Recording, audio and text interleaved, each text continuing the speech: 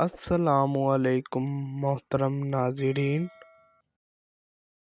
عبداللہ بن سلام نے کہا کہ جب نبی صلی اللہ علیہ وسلم مدینے آئے تو لوگ رسول اللہ صلی اللہ علیہ وسلم کے استقبال کے لیے بھاگتے ہوئے آئے، کہنے لگے کہ رسول اللہ صلی اللہ علیہ وسلم آ گئے ہیں، رسول اللہ صلی اللہ علیہ وسلم آ گئے ہیں۔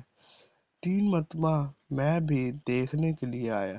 جب ان کا چہرہ واضح ہوا تو میں نے کہا یہ کسی جھوٹے شخص کا چہرہ نہیں ہو سکتا۔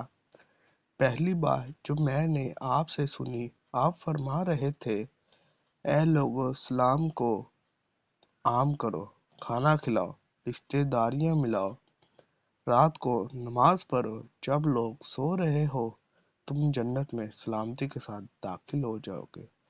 السلسلہ حدیث نمبر 461۔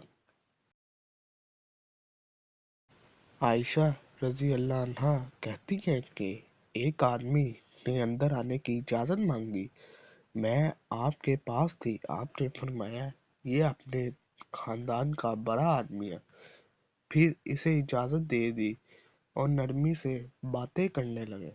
جب وہ چلا گیا تو میں نے کہا اے اللہ کے رسول، آپ نے اس کے بارے میں یہ باتیں کہی، پھر اس سے نرمی سے باتیں کرنے لگ گئے۔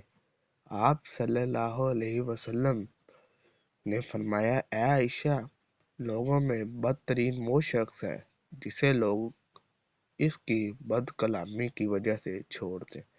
السلسلہ حدیث نمبر 463۔ ویڈیو اچھی لگی ہو تو چینل کو سبسکرائب، ویڈیو کو لائک اور شیئر ضرور کیجیے گا۔ ہمیشہ سلامت رہے۔ جزاک اللہ۔